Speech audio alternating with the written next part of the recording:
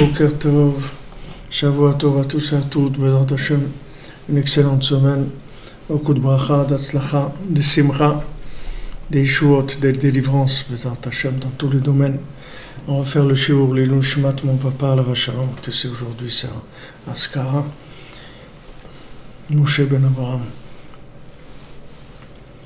Alors la semaine dernière, on était dans toujours notre étude sur le Hémet. On avait parlé de Moshe Rabbeinu et le fait que Moshe Rabbeinu il avait jeté le Hémet. Il avait jeté le Hémet au sol, c'est-à-dire qu'il a fait la même chose qu'Hachem.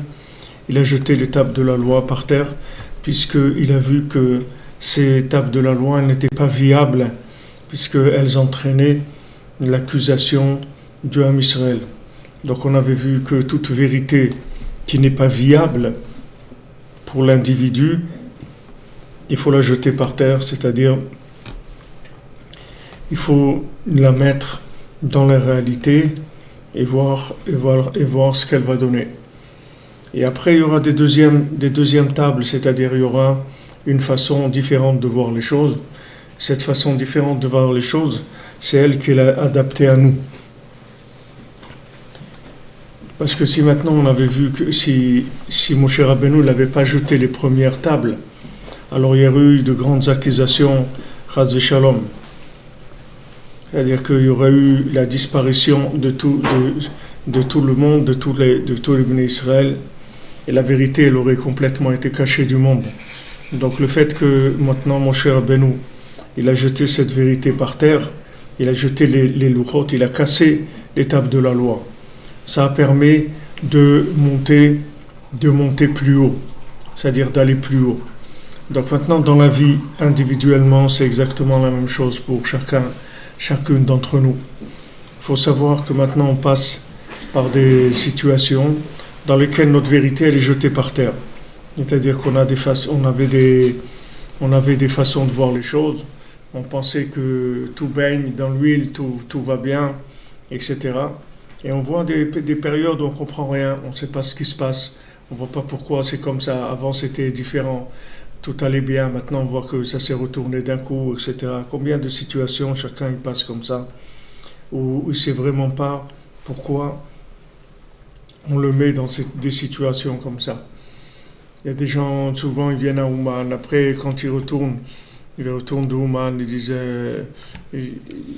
disent voilà, j'étais à Ouman, j'ai prié, c'était bien et tout, et je reviens, je me trouve pire qu'avant, j'ai pas le moral, j'ai pas envie de faire, etc. Alors en fait c'est le même, c'est toujours le même schéma, ça fonctionne exactement la même chose, comme Hachem il a créé le monde, comme Moshe Rabbeinu il a fait avec Matan Torah, qu'il a jeté les tables de la loi, il les a cassées, et Hachem il a jeté la vérité, les anges de vérité, il les a jetés par terre, parce qu'il voulait que la vérité, ce soit une vérité concrète et vécue. Donc maintenant, quelqu'un quand il va avancer, n'importe quel progrès, ça se fait par un appel. Un appel, et à cet appel-là, on répond présent à l'appel. Et on s'engage, on a envie d'avancer. Maintenant, cet engagement, il vient par un contrat. Au début, un contrat théorique, comme quelqu'un qui va faire un business. Alors, ok, on voit tout, on va chez les notaires, les avocats, on fait les contrats, on signe, on la banque, les trucs et tout. Mais tout ça, c'est bien, mais on n'a pas commencé à faire encore. On n'a rien fait encore pour l'instant. On a fait les contrats, on a tout fait, mais on n'a rien fait. On ne sait pas encore.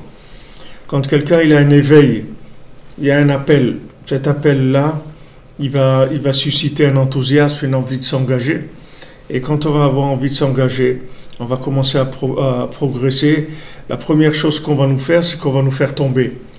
Et quand on va tomber, qu'est-ce qui va se passer ? Et on va tomber, en fait, on va planter cette vérité, la graine de cette vérité dans la terre. C'est-à-dire qu'on va faire vivre cet idéal qu'on avait avant, on va le faire vivre dans la réalité. Et c'est la meilleure façon de voir si cet idéal, il était il était vrai pour nous, s'il était valable à ce moment-là, ou bien s'il était quelque chose qui était pas adapté à nous, pas pour l'instant, ou pas dans cette forme-là, cette intensité-là. Donc nous on avance, et il faut savoir que quand on va avancer, la meilleure façon de progresser, c'est de faire descendre notre vérité toujours pour vérifier dans les zones inférieures, c'est-à-dire dans le concret, pour voir si dans le concret, cette vérité, elle a lieu d'être. Si elle a lieu d'être, si elle passe, si elle est acceptée, si elle est vécue. Comme Rabbeinu dit dans l'écoute Moran, Rabbeinu dit « Et ta goutsa, ta femme est petite, elle est petite de taille. Gron unachishla, baisse-toi et chuchote-lui à l'oreille. » Alors, Rabbeinu dit ça, c'est une Gemara, Rabbeinu l'amène cette Gemara. Donc, si ta femme est petite de taille, plie-toi et chuchote-lui à l'oreille. Donc, Rabbeinu dit voilà, maintenant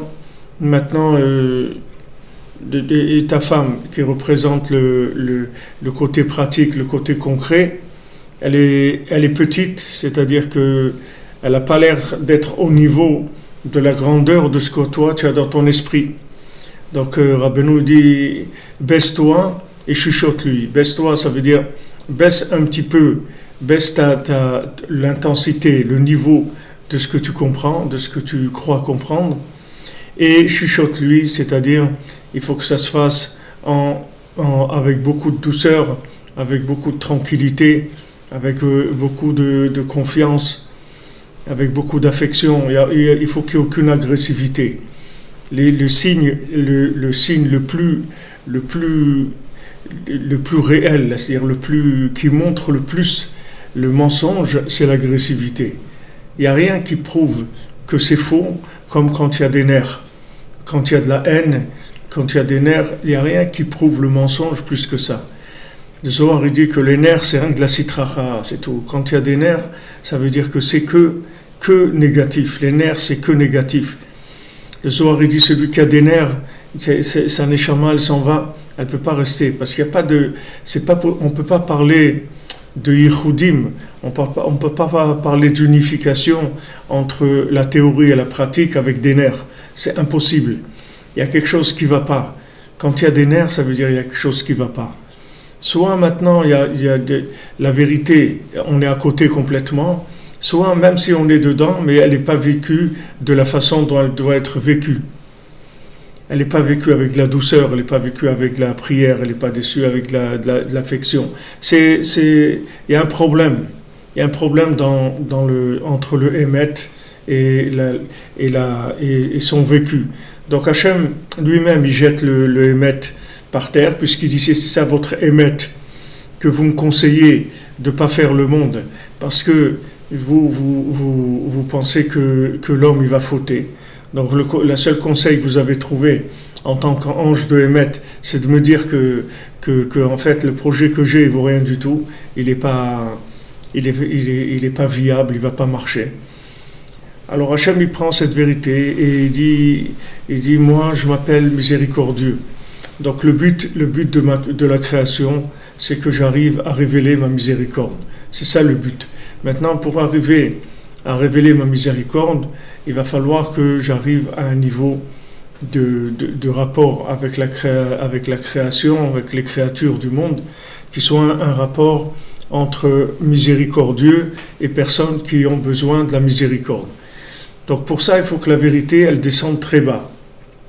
Alors maintenant, c'est sûr que la miséricorde, elle ne va pas rentrer en marche, elle ne va pas commencer à fonctionner tant que la personne, elle se roule elle-même ou elle est dans du mensonge par rapport à elle-même. Quand est-ce que la miséricorde va commencer? C'est quand la personne, elle va commencer à chercher, elle va voir la vérité à son niveau, mais elle va se sentir très loin de cette vérité. Donc à ce moment-là, Kadosh Baruch Hu, dans sa miséricorde, il va la rapprocher de la vérité. Il va l'aider à arriver à ce qu'elle veut arriver, Béhémet. Alors, on voit que maintenant, cette méthode-là, c'est la méthode de la création du monde, c'est la méthode de la transmission de la Torah. Comment on transmet la Torah? On montre quelque chose de très beau, on montre quelque chose d'extraordinaire, qui est bien au-dessus de ce que la personne est capable de vivre. Donc les conséquences sont tout à fait normales, la suite elle était à prévoir, comme on dit, c'est qu'il y a Avodah Zarah, ils vont vers le veau d'or, ils font le veau d'or. Donc Moshe Rabbeinu, il voit ça, il jette les tables par terre, il les casse, et Hachem il lui dit merci, parce que si tu avais pas fait ça avec les anges que j'ai en haut, à côté de moi, qui me tarabussent tout le temps, alors j'aurais été obligé de faire comme j'ai fait pour le déluge, j'aurais été obligé de détruire le monde, mais cette fois-ci, il n'aurait pas laissé Noach, il aurait laissé Moshe Rabbeinu. Mais comme Moshe Rabbeinu, c'était quelqu'un qui avait déjà eu accès à la connaissance d'Hachem. Connaître Hachem, ça veut dire connaître sa miséricorde. Je vous l'ai dit plusieurs fois, mais mettez-vous ça dans la tête. Tant que vous croyez qu'Hachem, il est méchant, il est dur, il punit les gens, alors vous êtes dans la Avodah Zarah. Ça, c'est l'Avodah Zarah qui parle comme ça. Nous, Hachem, il est que miséricordieux. Connaître Hachem, ça veut dire découvrir sa miséricorde. Maintenant, il y a plusieurs niveaux où vous allez pouvoir découvrir sa miséricorde. Le fait que maintenant, déjà, vous connaissez la vérité, c'est déjà extraordinaire. C'est déjà extraordinaire. Que quelqu'un, il sait qu'il il est à côté de ses pompes, comme on dit, il n'est pas là où il doit être, il ne fait pas ce qu'il doit faire, etc.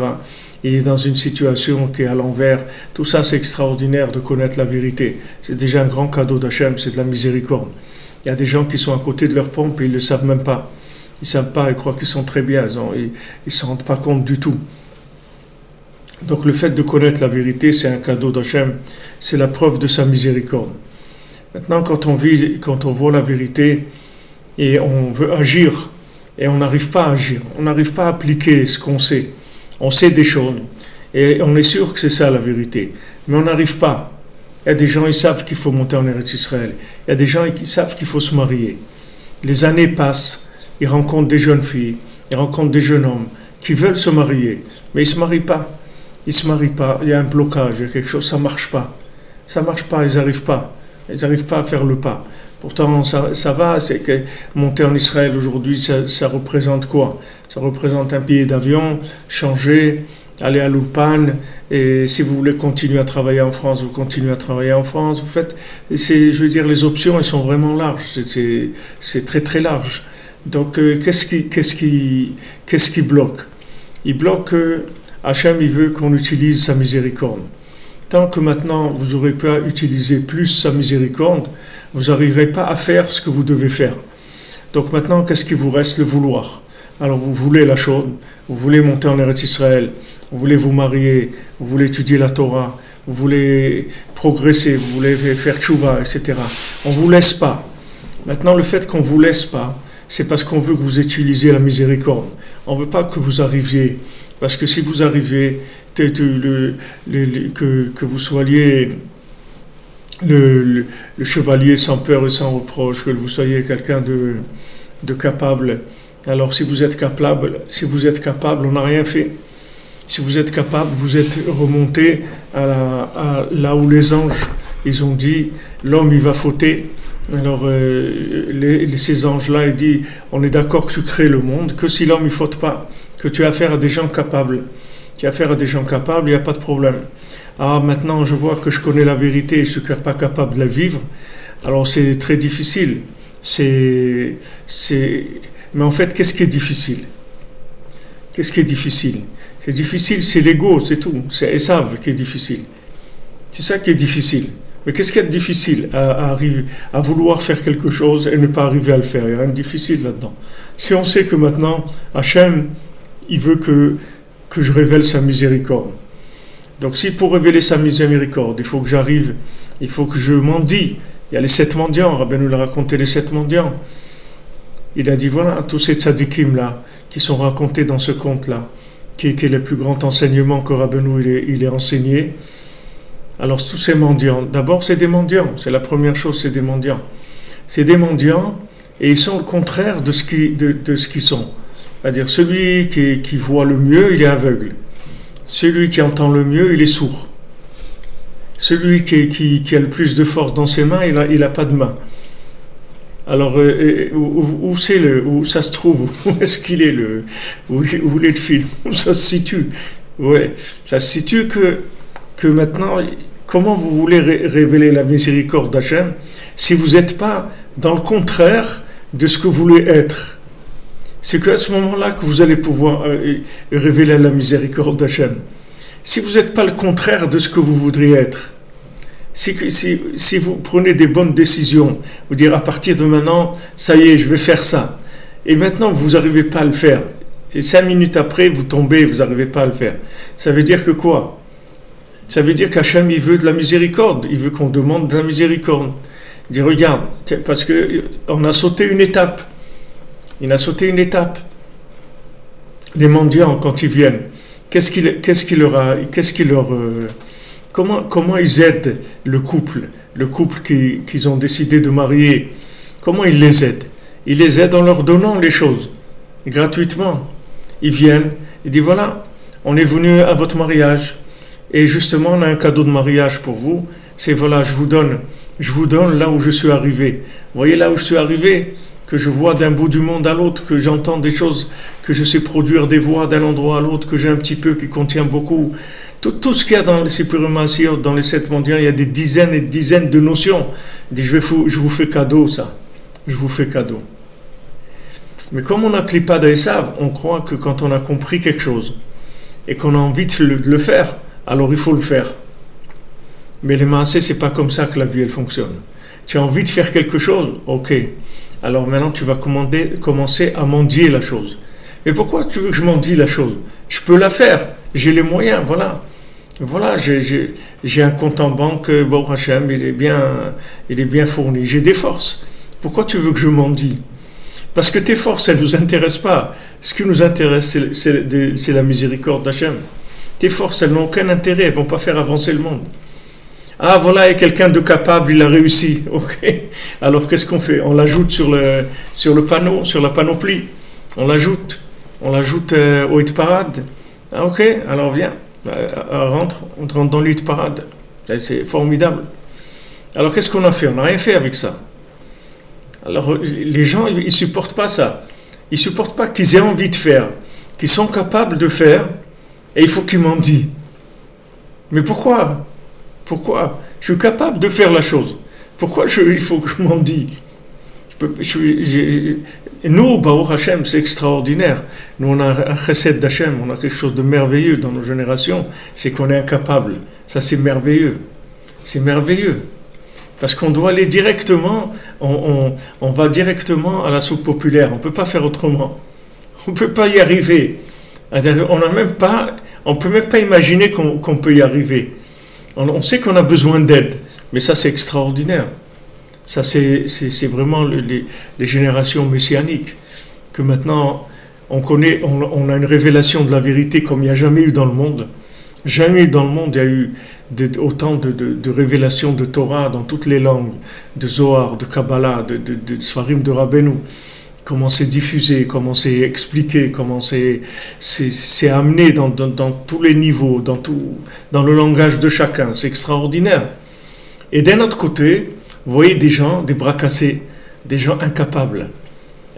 Mais ça, si vous voulez, cette recette-là, c'est-à-dire ces paramètres-là, c'est-à-dire révélation de la vérité au maximum, c'est-à-dire conscience de la vérité optimisée au maximum, capacité nulle, d'accord? Cette formule-là, elle est extraordinaire, parce que ça va vous obliger à mendier, d'accord? Et quand maintenant vous allez recevoir, vous allez mendier, et vous allez recevoir Eretz Israël, recevoir votre épouse, vous allez recevoir vos enfants, vous allez recevoir la bracha dans la parnassa, vous allez recevoir la santé, tout ce que vous allez recevoir.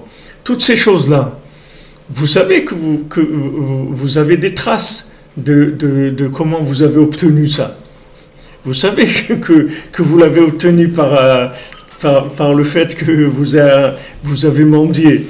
Donc maintenant, vous n'allez pas vous prendre pour une vedette. Vous ne pouvez pas vous prendre pour une vedette parce que maintenant vous avez rien. Donc Rabbeinu, il avait un élève qui s'appelait Reb Leib. Reb Leib, Leib en yiddish, ça veut dire lion, arié, arié en hébreu. Alors ceux qui s'appellent arié, en yiddish, ils les appellent Leib. Alors il avait un élève Rabbeinu qui s'appelait Reb Leib. Et un jour, ce Reb Leib-là, il avait une brit mila chez lui. Il a eu un petit garçon, bon, Hachem, c'était un des élèves de Rabbeinu. Et Rabbeinu, il était présent à la brit mila. Rabbeinu a dit, ça serait bien de faire tiens, cet endroit ici, quand il a vu la maison de Reb Leib et tout, il dit, tiens, cet endroit, il est bien pour faire une choupa. Comme ça, Rabbeinu, il a dit, ce serait bien de faire une choupa dans cette maison. C'est tout, Rabbeinu, il est parti. Et après, les choses, quand Rabbeinu dit quelque chose, ça veut dire il a dit. Donc les choses, elles ont été comme ça. C'est que Rabbeinu, Hachem Mishmor, il a perdu sa femme. Et quelque temps après, donc il s'est remarié. Et quand il s'est remarié dans cette maison de Reb Leib. C'est-à-dire c'est dans cet endroit où il a eu la choupa. Et un jour, ce Reb Leib, il était chez Rabbeinu. Et il y avait des Shiva Brachot. Et ce Reb Leib, le Shabbat ou de Khatan et Kala, il amenait ils avaient l'habitude d'amener des seaux d'eau comme ça à table. Il a été puisé 2 seaux d'eau, il les a amenés. Et apparemment, d'après ce qu'il racontait là-bas, c'était quelque chose qui était très, très honorable de faire une chose comme ça. Donc il était très joyeux qu'il a fait ça, qu'il a amené ces 2 seaux d'eau pour le fiancé, les jeunes mariés, le Shabbat. Et il a dit à Rabbeinu, faites-moi une bracha que l'année prochaine, je puisse faire ça aussi. Alors Rabbeinu lui a répondu, ça c'est que Hachem qui sait. Alors quand lui il a entendu ça, il a compris qu'il y a un petit peu qu'il y a des problèmes. Alors, il est sorti, il était très très angoissé, très troublé. Et il n'osait même pas venir à Rabbeinu pour lui parler. Il avait peur de la réponse, il avait peur, il était complètement affolé. Donc il a envoyé quelqu'un, de proche de Rabbeinu, il lui a dit, je t'en prie, va lui dire au Rebbe, qu'est-ce qu'il a voulu me dire à travers ça, pourquoi il m'a dit ça, etc. Alors Rabbeinu lui a dit, dis-lui qu'il vienne lui-même. Alors il est venu. Alors, Rabbeinu lui a dit ce qu'il lui a dit, et l'autre il avait très très peur. Mais Rabbeinu l'a regardé et lui a dit, écoute, reviens dans 2 semaines. La situation elle est dure, mais reviens dans 2 semaines. Alors, il est revenu 2 semaines après. Quand il est revenu 2 semaines après, Rabbeinu lui dit, j'ai changé, tu vas être pauvre. Tu vas, bon Hachem, tu vas être en bonne santé et tout, mais tu vas être pauvre. Alors l'autre, le Reb Leib, là, il pleure, il commençait à pleurer. Rabbeinu lui dit, reviens dans 2 semaines. Alors il revient dans 2 semaines. Rabbeinu lui dit, il n'y a rien à faire. Je peux rien faire. J'ai pas pu changer. Tu vas être pauvre. Tu vas être très pauvre.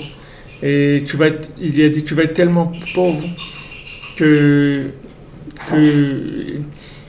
tu n'auras même pas de quoi nourrir tes enfants, ils devront aller chez des gens pour manger, etc. Après, Rabbeinu a dit, non, bon, reviens dans 2 semaines.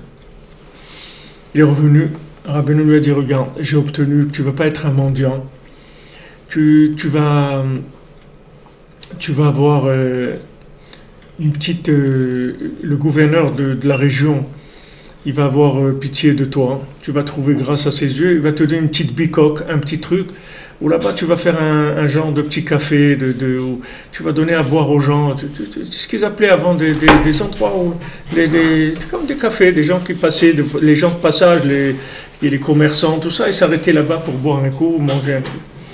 Il lui dit, voilà, tu auras ça, tu n'auras pas besoin de mendier. Mais mais ça va être dur, c'est-à-dire tu vas être toujours juste, très juste. Et là, ça y est, Rabbeinu lui a dit, je peux rien faire de mieux que ça.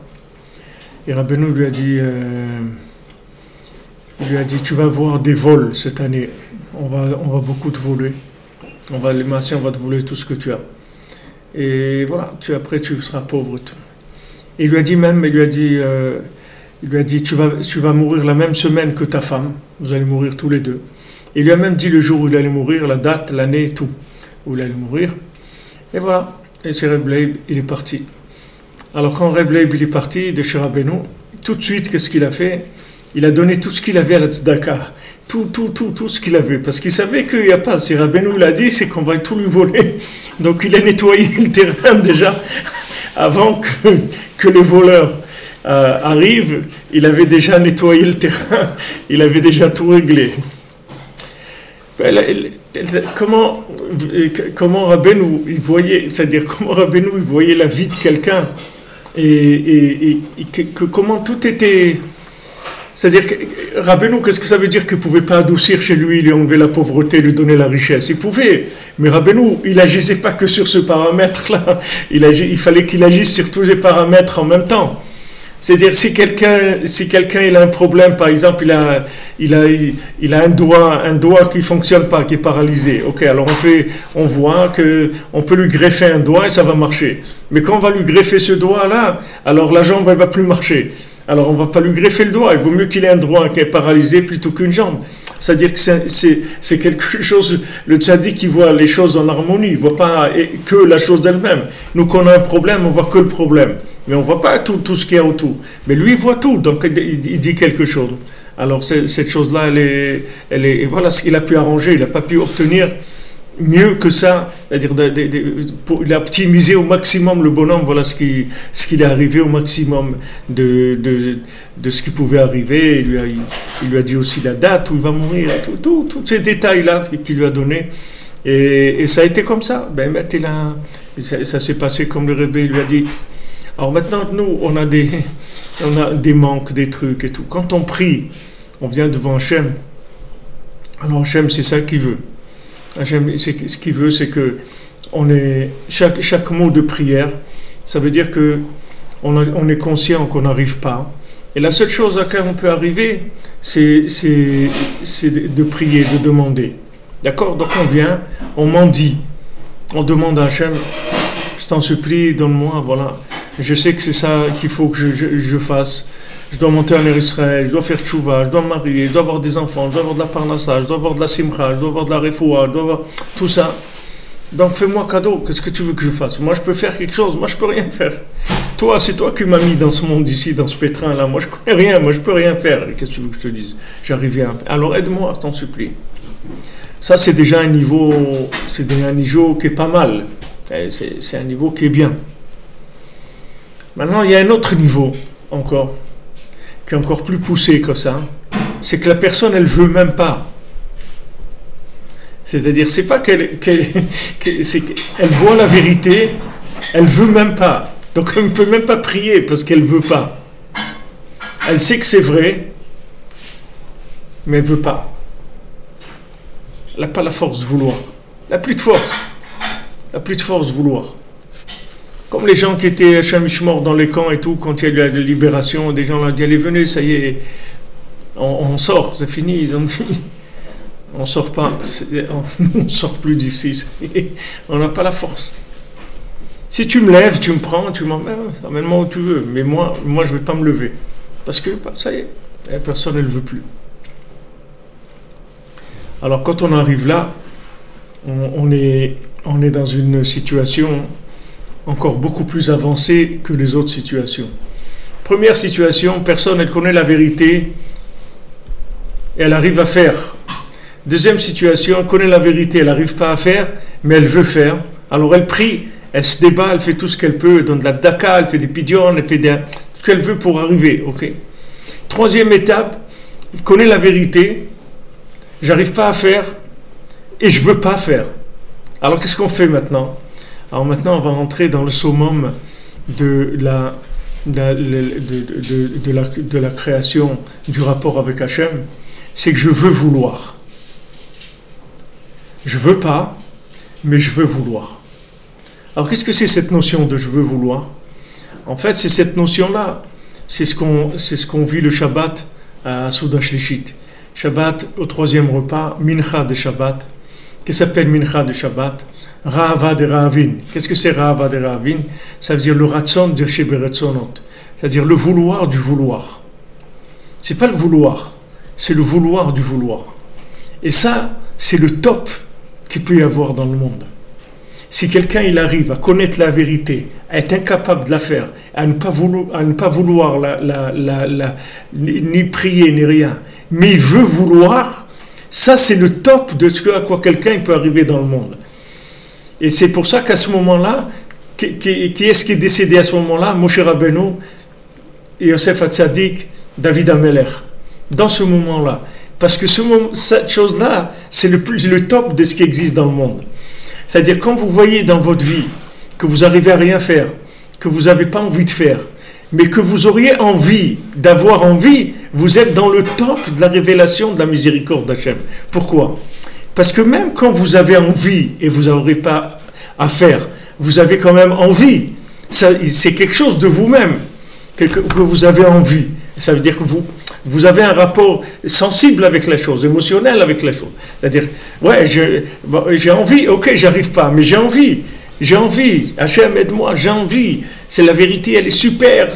J'ai envie de faire ça, j'ai envie de monter en Israël, j'ai envie de faire ça, c'est super et tout. Hachem, je t'en prie, aide-moi. Mais ça, il y a une place d'ego encore. Mais quand vous voulez même plus, il n'y a plus rien. C'est-à-dire, vous êtes arrivé à zéro. Zéro, c'est-à-dire vous êtes arrivé à, vous pouvez vous inclure dans l'infini complètement. Comment? Je veux vouloir. Alors le je veux vouloir, c'est le maximum de l'utilisation, c'est l'optimisation maximale du libre arbitre. Il n'y a pas plus que ça. Parce que dans le reste, il y a toujours un intérêt. Si vous arrivez à faire, ça c'est sûr, l'intérêt il est évident. Puisque c'est cash and carry, donc il n'y a pas de problème, c'est donnant, donc il n'y a pas de problème. Quand maintenant vous n'arrivez pas à faire, mais vous voulez faire, il y a aussi un quelque chose, il y a un intérêt quelconque. Parce que voilà, je connais la vérité, j'ai envie de la vivre, et je prie pour ça tous les jours. Et je fais des Teilim, tous les jours, je fais tout le Teilim, 3 heures, je fais tout le Teilim pour obtenir la chose et tout. C'est extraordinaire et tout. Mais maintenant, il y a un niveau encore plus grand, c'est que tu as envie de rien faire. Tu as envie de rien faire. On disait ça, tu veux? Non. Et ça, tu veux? Non. Mais regarde, on t'a proposé, je veux pas. Je veux pas. Je veux pas. Mais c'est pas je veux pas c'est pas je veux pas avec de l'hérésie. C'est pas de je veux pas avec de la révolte contre Hachem, c'est je veux pas, c'est-à-dire je veux pas, il n'y a pas assez pour déclencher le vouloir chez moi. Comme il n'y a pas assez pour déclencher l'action, il n'y a pas assez, que le vouloir il n'est pas assez grand pour passer dans les jambes. Alors quand maintenant il n'y a pas de jambes, et il n'y a même pas d'énergie pour les jambes, il n'y a rien. C'est-à-dire que la personne elle veut même pas. Mais elle dit, mais est-ce que maintenant tu voudrais vouloir? Mais il dit, mais c'est sûr que je voudrais vouloir. Comment tu peux penser que je ne vais pas vouloir? Mais c'est sûr que je voudrais vouloir. Et dans toutes ces étapes-là, il y a des épreuves énormes d'Avodazara, d'Apikorsut et de Yush. Alors que les mains, c'est le gars, il est en train de passer dans le top des examens qu'il y a sur Terre. C'est-à-dire qu'il est en train de monter dans un niveau de plus en plus grand, jusqu'à qu'il arrive à un moment où il ne veut plus, mais il voudrait vouloir. C'est-à-dire il est dans le top, et c'est là où le Yush il attend. Pourquoi? Parce qu'il n'y a pas d'ego, c'est fini. Là vraiment, tu es sûr que quand ça va marcher, il y a Ce vouloir, c'est le maximum de la miséricorde d'Hachem, ouais. Et c'est le maximum de la manifestation de la force d'Hachem. Oui, bien sûr, puisque tu ne peux plus intervenir, même pas avec ton vouloir. Tu ne peux pas intervenir. Mais c'est quand même limite. C'est-à-dire c'est la limite. On pourrait descendre en dessous et ne même pas vouloir. Non, il n'y a plus rien. Non, c'est fini, parce que là, tu as débranché. C'est l'euthanasie, ça y est. C'est l'euthanasie. Mais c'est ça, c'est le refus. Après. Mais non, mais le refus, il est à tous les niveaux, tu peux l'avoir. Il y a des gens, quand ils n'arrivent pas à faire, ça y est, ils refusent. Ils n'attendent pas d'arriver là. Il y a des gens que tu leur dis vouloir, ça vouloir, qu'est-ce que c'est vouloir? C'est pour les gens.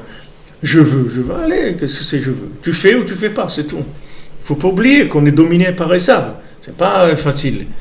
On est c'est pas facile du tout. Donc il y a des gens, du moment où la réussite ne se fait pas dans l'action, ça y est, il ne veut plus. À toutes les étapes, c'est-à-dire qu'au niveau au niveau d'abord de la conception de la vérité, après au niveau de l'action, au niveau du vouloir, vouloir, à tous ces endroits-là, il y a des possibilités de tout lâcher, parce que pourquoi tu veux lâcher? Parce que c'est le jeu. Tu veux jeu. Et Hachem, il te dit ou toi ou moi, mais les deux, on ne va pas passer. Donc tu choisis. Tu veux passer, tu passes tout seul, c'est tout. Mais moi, je ne suis pas... Vas-y tout seul, c'est tout, mais pas avec moi. Tu veux avec moi, il faut que tu sois transparent. Complètement. Plus tu vas être transparent, et plus tu vas permettre à la miséricorde d'Hachem de se révéler.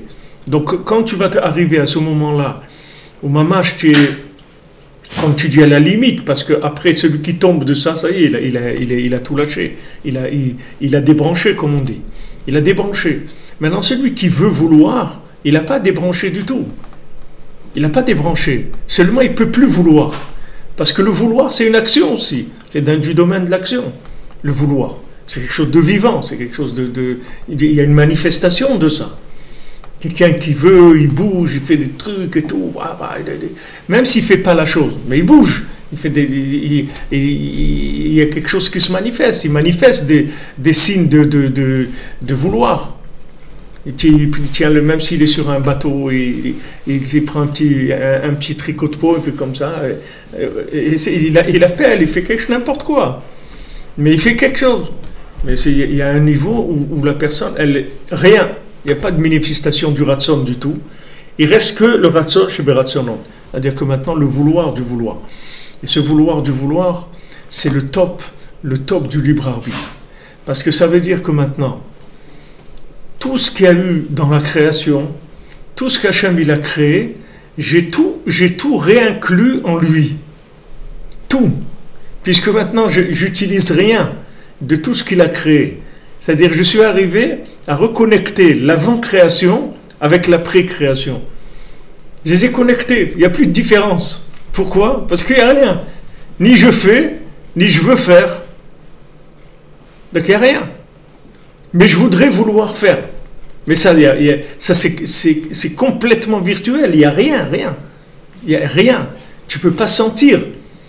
Quelqu'un qui veut vouloir, ça ne se voit pas du tout. Discret. Discret. Ouais. Maman, il n'y a aucun signe extérieur. Il n'y a aucune manifestation, il n'y a aucun mouvement, ni aucun regard, rien qui prouve ça. Rien qui montre.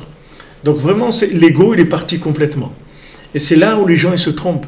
Les gens ils pensent que quand ils sont arrivés là, ils sont arrivés qu'ils valent rien, ils sont nuls. Et tout. Mais alors que c'est à l'envers. Ils sont arrivés au top de ce que quelqu'un il peut arriver dans ce monde. Et ça, c'est dans tous les domaines. Et si quelqu'un il sait ça, il va rester tranquille dans sa vie. Tout ce qu'il va avoir dans sa vie, il va dire merci mon Dieu, c'est merveilleux, c'est une merveille ce que tu me donnes. Et tout. Voilà, il a optimisé son passage sur terre, optimisé au maximum le libre arbitre. Parce que qu'est-ce qu'on a dit, qu'est-ce que Rabbeinu nous dit, qu'est-ce que Rabbi Nathan nous dit, qu'est-ce qui manquait au moment de la création?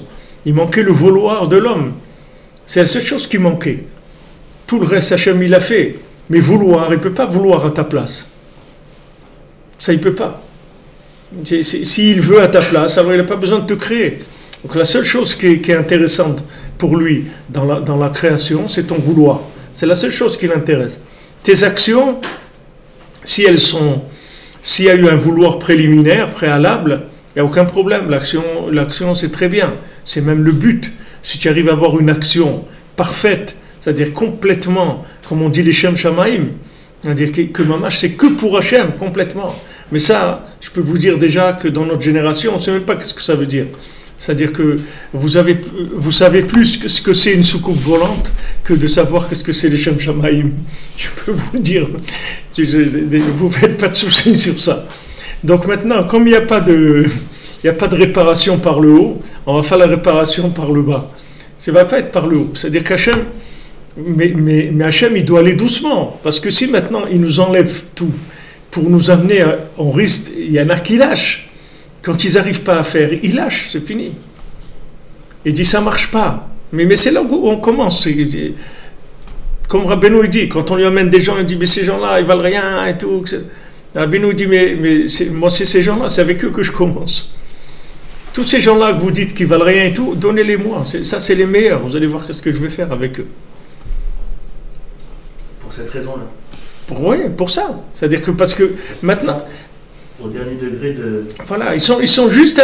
Le gars, il est à la limite. C'est-à-dire, déjà, les talons, ils sont déjà dans le précipice, tu vois. Il tient sur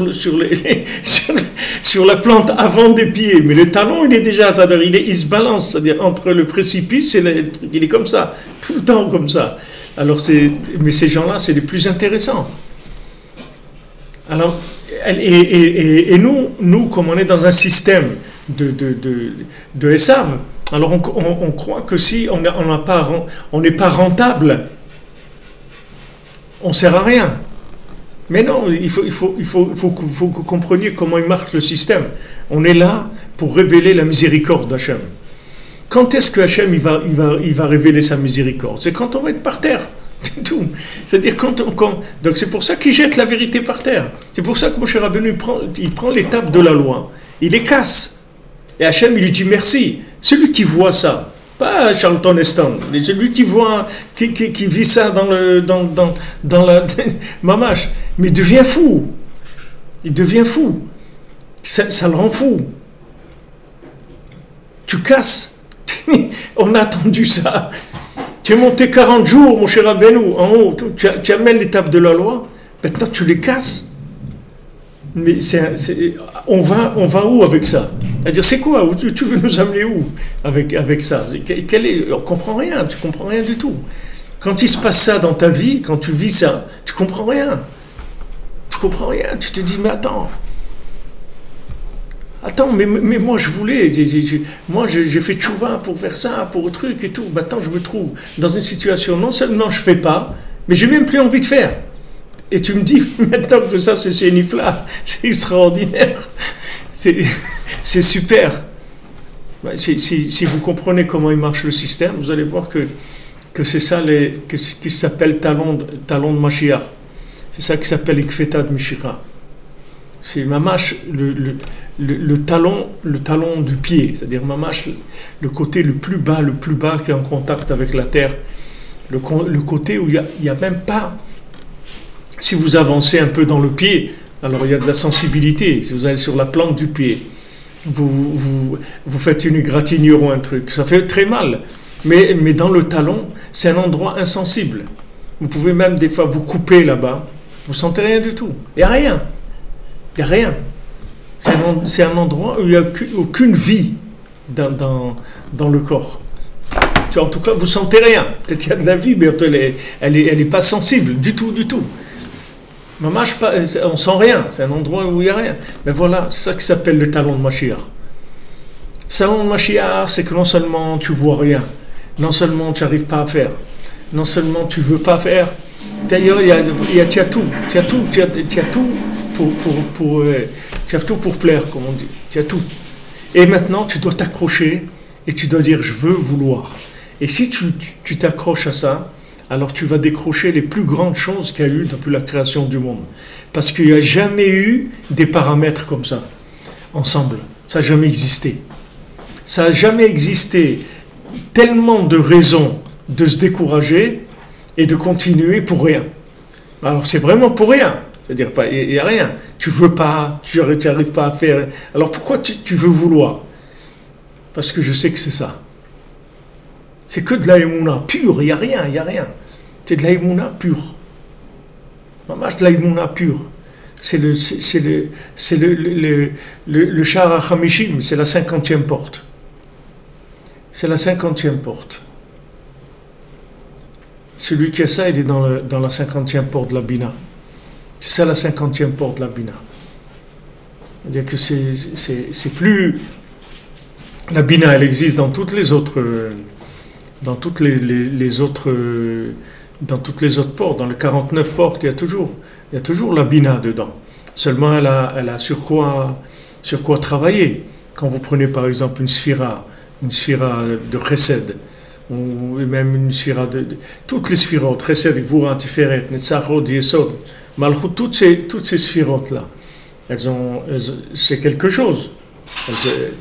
Elles existent en étant soit chesed, soit gvura, il y a quelque chose. Donc, sur ces choses-là, après, il y a une bina par rapport à cette chose-là. Et maintenant, on arrive à un niveau où toutes ces sphirotes-là ne marchent plus. Parce que les 49 portes on est tombé des 49 portes de la Touma. On est rentré dans la 50e porte de la Touma. Et la 50e porte de la Touma, l'essence du mal, c'est que on te prouve tellement que tu vaux rien, que même vouloir, tu vas pas vouloir. C'est-à-dire ça va être ça va t'être présenté comme quelque chose de complètement nul. Qu'est-ce que c'est que je veux vouloir? C'est quoi je veux vouloir? C'est quelque chose, ça se vend pas. Tu peux même pas le vendre. Tu as trouvé quelqu'un, tu dis je vais te vendre du vouloir de vouloir. Il n'y a rien. Qu'est-ce que je fasse avec ça? Donne-moi quelque chose, moi que j'ai envie. J'ai envie que je me bouge, au moins je fais un peu de tefila, je fais une tzedaka, je fais un truc, rien. Il veut rien, mais il veut vouloir. Voilà, là tu es arrivé au summum de Sha'aranoun. Tu es arrivé, mamash, le summum du Sha'aranoun, et donc ça c'est la shlemut de l'Aïmouna. Et là, tu révèles que la miséricorde d'Hachem, elle n'a aucune limite. Parce que tu es sincère, tu n'es pas un menteur, tu n'es pas un tricheur, tu n'es pas un arnaqueur. C'est vrai que tu veux plus. Qu'est-ce que tu vas venir, tu vas commencer à faire Hachem, tu vas lui faire semblant. Hachem, tu crois qu'il va faire quelque chose avec ton semblant? Qu'est-ce qu'il a fait avec ton cinéma? Il a quelque chose à faire. Arrête, baisse la tête, baisse. Dis-lui, n'aie pas peur, dis-lui. Hachem, je veux plus, je suis arrivé tellement loin que je veux plus. Mais je te promets que je voudrais vouloir. Je voudrais avoir l'envie, et je voudrais bien sûr y arriver. Mais avec toi, sans toi, non. Sans toi, ça ne m'intéresse pas. Une réussite sans Hachem, elle ne m'intéresse pas. Qu'est-ce que tu veux que je fasse avec? Donc c'est là où on est aujourd'hui. C'est les moments les plus bas et les plus élevés de l'humanité. C'est pour ça que, comme je vous dis souvent, Rabbeinu l'a dit à Rabbi Nathan, justement avec le lien de la paracha de la semaine dernière, qu'ils n'arrivaient pas à entendre Moshe, parce qu'il disait le Shamoul et Moshe, Mikotzer Ruach ve'avoda kasha, parce qu'ils avaient le souffle court et ils travaillaient dur. Alors Rabbeinu il a dit à Rabbi Nathan, il a dit Kotzer Ruach, ça veut dire qu'il n'y a pas d'émouna, c'est ça Kotzer Ruach. Il n'y a pas de souffle dans la personne, il n'y a pas de connexion. Donc ça entraîne avoda kasha. Ça entraîne que la personne elle doit travailler très dur, parce qu'il n'y a pas d'émouna. Au moins il n'y a pas d'émouna, alors c'est très dur. Alors c'est là où Rabbeinu l'a dit à Rabbi Nathan, parce qu'il voyait que Rabbi Nathan il était très étonné de ça. Alors Rabbeinu lui a dit, tu as l'impression que tu as de la émouna, mais il a dit, tu n'as pas la émouna en toi. Si tu n'as pas d'émouna en toi, alors tu peux pas commencer, parce qu'il faut que tu sois ma'amine, que Hachem il t'a créé en tant que quelqu'un de bien, et quelqu'un qui peut réussir, et quelqu'un qui va arriver à des choses extraordinaires. Mais seulement quelqu'un il se demande, mais comment vous dites je suis un génie, mais j'arrive même pas, je veux même plus, comment vous pouvez dire ça? Non, si tu veux vouloir, tu vas rester branché, tu es branché, c'est ça le principal. Ne débranche pas, ne pars pas, reste là, c'est tout. Reste là, même si tu veux pas, mais reste tranquille, reste là. Reste à côté. Reste à côté, reste là. C'est-à-dire, reste branché. Ne te débranche pas. Et si tu fais ça, tu vas arriver au plus grand niveau qui existe. Comme Rabbi Chaim Vital, que Arizal lui a dit, aujourd'hui, avec un petit peu de rien du tout, tu peux arriver au niveau de Rabbi Akiva. À son époque, à lui, du Arizal. Regardez aujourd'hui. Regardez aujourd'hui où on est. Quand Rabbeinu dit qu'à l'époque de Mashiach, celui qui va faire Netilat Yadayim avant de manger du pain, il va être un chidouche comme le Baal Shem Tov à son époque. Alors vous croyez que c'est une exagération, un truc? Non, quelqu'un qui va arriver à faire ça comme il faut le faire, c'est-à-dire avec la kavana qu'il faut, avec l'intention qu'il faut, il va arriver à un niveau extraordinaire. Ça aussi, c'est que soit Netilat Yadayim. Quand on fait Netilat Yadayim, pourquoi on fait Netilat Yadayim avant de manger du pain? Parce que le pain, c'est la base de notre vie, oui. Dans toute notre vitalité, elle vient du pain. Et le pain, c'est le résultat de notre parnassa. Donc il ne faut pas que tu te dises que Kochi, Tsamiadi, Asoulé, Tachaïlazé. Il ne faut pas que tu te dises que ce que tu as comme argent, ce que tu as réussi dans ta vie et tout, c'est toi qui l'as fait. Parce que tu es quelqu'un de capable, tu es réussi, tu es un homme, tu es capable, tu as le sens des affaires. Tu es un homme qui a le sens des affaires, le sens du commerce. Tu es quelqu'un de doué pour le commerce, tu es capable. Tous ces trucs-là, il faut que tu te laves les mains de ça. Parce que si tu ne te laves pas les mains, qu'est-ce que tu vas manger? Du pain de quoi? Qu'est-ce que ça va être ce pain-là? Donc il faut que tu te laves les mains. Donc Netilat Yadayim, ça veut dire que tu vas te laver les mains de l'emprise de Esav sur les mains. C'est-à-dire pour qu'il reste que Kol Yaakov, c'est tout. Alors maintenant, il y a... Rabbeinu dit ça aussi pour la tfila. Rabbeinu dit qu'il y a une tfila, que cette tfila-là, tu n'entends même pas les mots. C'est-à-dire que c'est quelque chose, c'est un son seulement. Un son, comme les sons là, c'est quoi? C'est les baleines ou les trucs qui c'est avec des sons très fins. C'est-à-dire que ça ne s'entend pas. Tu n'entends pas. Et pourtant, la personne, elle est dans la prière. Elle est complètement dans la prière, complètement branchée avec Hachem, mais tu n'entends rien. Il n'y a rien qui sort. Comme la Gemara dit, quand il y avait... La Gemara le dit dans Brachot, quand quelqu'un il a amené un aveugle pour voir le roi, quand il y avait le roi qui allait sortir. Alors, ils étaient là, et à un moment, la personne, elle entend la fanfare, tout ça. Alors, elle dit à l'aveugle, ça y est, le roi, il arrive. Alors, l'aveugle lui dit, non, le roi, il n'arrive pas encore. Alors, à un moment, il y a un silence comme ça. Un silence total, comme l'atterrissage de l'avion. Ça y est, il fait du bruit et tout avec les moteurs. À un moment, vous n'entendez plus, il n'y a plus rien qui bouge, et à ce moment-là, il atterrit. Alors, à un moment, on n'entend plus rien. Et il dit, maintenant, il va sortir le roi. À ce moment, maintenant, là, il va sortir. Quand il y a un silence total, c'est-à-dire le silence de l'action, le silence du vouloir, il n'y a plus rien. Rien que le vouloir du vouloir. Et ça, c'est silencieux. C'est complètement silencieux, ça ne fait pas de bruit. D'abord, vous ne pouvez pas le vendre, vous ne pourrez pas avoir vous ne pouvez pas vendre, vous ne pouvez pas monter sur l'estrade avec ça. Impossible, c'est invendable. Il n'y a personne qui va vous acheter ça. Personne, vous êtes tranquille, il n'y a personne qui va vous l'acheter. Vous risquez pas vous risquez pas de vous faire attraper. Parce que c'est invendable. Qui est-ce qui va être intéressé par ça? Personne. Personne n'est intéressé par ça. Quelqu'un qui veut vouloir, on ne le regarde même pas. Même le Yetzirah, il n'achète pas. Rien du tout. Si c'est le plus grand, il n'est pas au courant. Oui, le Yetzirah, la seule chose qui va t'attaquer là-bas, c'est le Yush. C'est-à-dire, c'est sûr qu'il va t'attaquer dans le Yush. Mais il n'y a plus de détournement d'action. Il n'y a plus, tu fais rien. Qu'est-ce qu'il va où il va utiliser pour que tu as détourné ton action il n'y a plus d'intérêt. C'est-à-dire, la seule chose c'est de faire lâcher, c'est tout. Et pourquoi Rabbeinu l'a dit, pourquoi Rabbeinu l'a crié ça? Et pourquoi Rabbeinu l'a dit, il faut être Bessimcha? C'est pour ces gens-là, c'est pour nous, pour qu'on va arriver à ça. Alors maintenant, si vous n'êtes pas arrivé encore à ça, Mazal Tov, c'est-à-dire, je vous souhaite que vous n'arriverez jamais, que vous soyez là où que vous ayez toujours envie et que vous puissiez faire et tout. Mais sachez qu'en tout cas, les générations à venir, elles vont arriver à ça complètement. Il y en a beaucoup déjà. Moi, je suis en contact avec des gens, je vois comment ils sont. Ils sont très avancés là-dedans. Mais seulement, des fois, ils s'énervent. C'est ça le problème. Des fois, ils s'énervent. Mais je comprends qu'ils s'énervent parce qu'ils ne savent pas comment ça fonctionne. Alors, ils croient qu'ils ont été rejetés par Hachem. Alors que non. Ils n'ont pas été rejetés par Hachem. Au contraire, c'est les plus chéris d'Hachem. C'est les gens les plus forts. Les gens les plus forts, c'est ceux qui vont arriver à ne plus avoir envie de rien faire.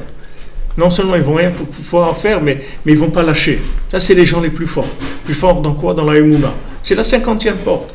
C'est entièrement virtuel. Il n'y a rien. C'est entièrement virtuel. Complètement virtuel, complètement. Et les générations à venir, elles vont être comme ça. Et c'est à ça qu'il faut former nos enfants. Il faut leur parler de ça. Il faut qu'ils sachent que ça existe dans la vie. Parce que quand tu es jeune, tu crois que tu peux faire beaucoup de choses. Bah, au Hachem, il faut croire ça. Quand on est enfant et tout. Il faut savoir que quand il va grandir, il va être confronté à beaucoup de difficultés. Pas parce qu'on ne veut pas de lui, parce qu'il est tellement grand qu'on peut l'amener à cette situation du vouloir, qui est le top. Mais il faut que tu arrives à passer toutes ces étapes-là sans craquer. Si tu ne craques pas dans ces étapes-là, on t'amène ça au Ratson chez Beretsonon, c'est-à-dire l'endroit où Moshe Rabbeinu ou Yosef Hatzadik, David Amelech, ils sont morts dans ce moment-là. C'est le top du top. C'est-à-dire, il n'y a pas... Regardez la Souda Shlishit. C'est un repas. Vous ne pouvez pas avoir envie de manger un Souda Shlishit. C'est impossible que quelqu'un il a mangé vendredi soir, Shabbat midi, et le Kiddush, et le truc, c'est Souda Shlishit. Et c'est le top. C'est le plus haut. Parce que vraiment, vous mangez parce qu'il faut manger, c'est tout. Papa, il n'y a plus de participation. Vous n'avez pas envie de manger, rien du tout. Ouais, bon, il faut manger, c'est tout. Il n'y a pas de... c'est pas quand vendredi soir on a envie de manger. Et il faut avoir envie de manger. C'est même écrit dans la halakha que tu n'as pas le droit de faire kiddush si tu n'as pas faim vendredi soir. Il faut avoir faim. Et si tu n'as pas de la famille, si tu es tout seul, ben, tu ne peux pas faire kiddush, tu attends 1 heure, 2 heures, tu as faim. Et après tu fais kiddush. Donc il y a cette notion-là. Mais cette notion-là, c'est par rapport à Yitzhak, c'est vendredi soir. Ou Shabbat matin, que c'est Abraham Avinu. Mais Yaakov Avinu, c'est le top. C'est-à-dire c'est le top. C'est des Rahava des Rahavin. C'est le Ratson chez Beretsonon. Alors de cet endroit-là, il faut savoir que le monde il fonctionne à l'envers. Mais c'est un cheveu. C'est-à-dire que la personne, elle peut tomber dans les yush terribles. Mais il faut que vous ayez la émouna, que si vous êtes là, c'est parce qu'Hachem sait que vous êtes capable, vous avez la force de vivre ça. De vivre ce vouloir. L'attente. J'attends. Mais tu attends quoi? J'attends, je dis, je pars pas. J'attends. Attends. Mon rabbin nous dit, Hamtana, c'est le otiyot de Matana. Hamtana, Hamten, j'attends. Quelqu'un il veut faire tchouva, Rabbi nous dit, on va l'aider, on lui dit attends. Il dit c'est ça m'aider. C'est ça que tu veux dire m'aider, donne-moi-le, pourquoi tu ne me donnes pas? Pourquoi quand je veux faire tchouva, tu me dis attends? Il ne me dit pas attends, tiens voilà, je te donne. Il dit non, si on te donne, qu'est-ce que tu vas devenir? Tu vas devenir un businessman de la Torah, tu vas devenir un type capable, un type intelligent, connaît de la Torah, érudit en Torah. Après, tu vas commencer à faire des massacres, tu vas faire. Donc, on t'aime beaucoup. On est très content de ta tchouva. C'est pour ça qu'on te met dans la salle d'attente.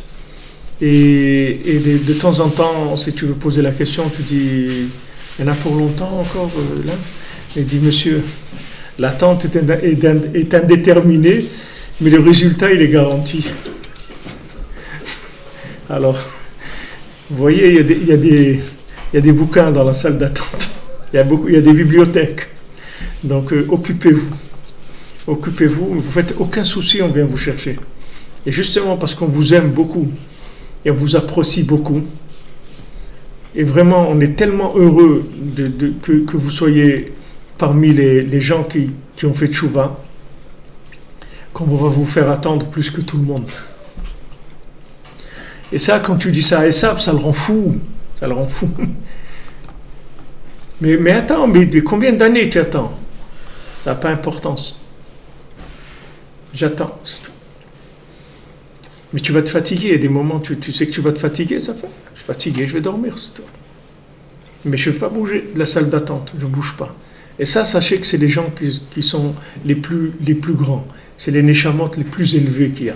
C'est les neshamot qui viennent du Chalal HaPanouï, c'est les neshamot les plus élevés, qui sont dans un état catastrophique au point de vue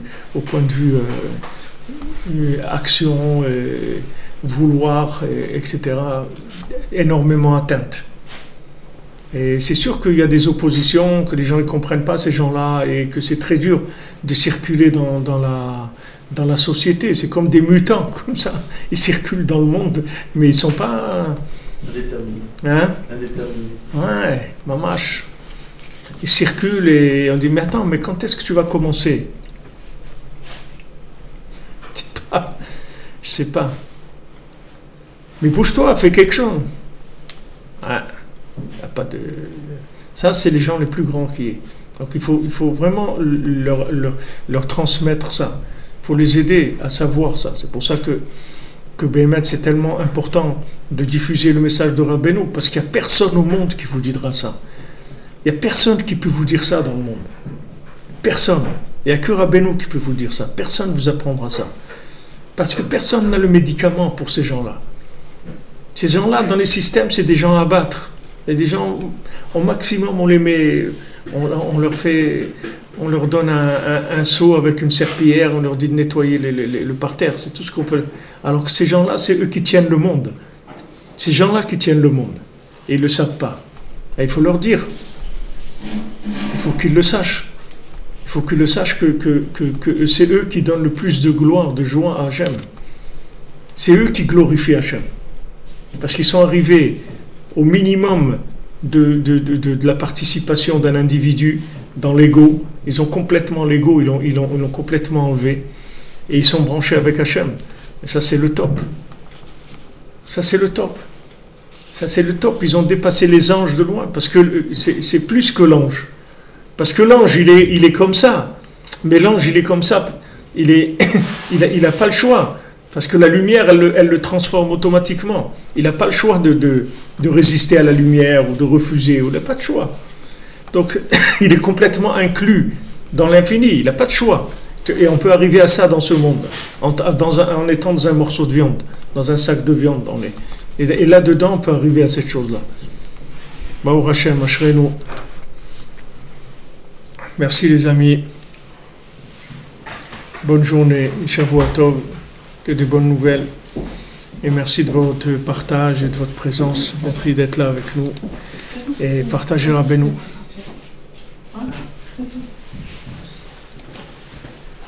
Voilà, regardez comment des gens ils se manifestent comme ça.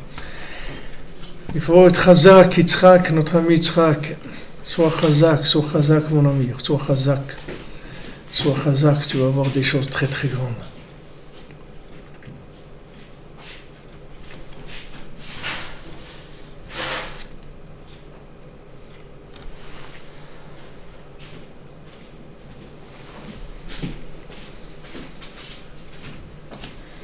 Alors, Bezrat Hashem, on se retrouve demain.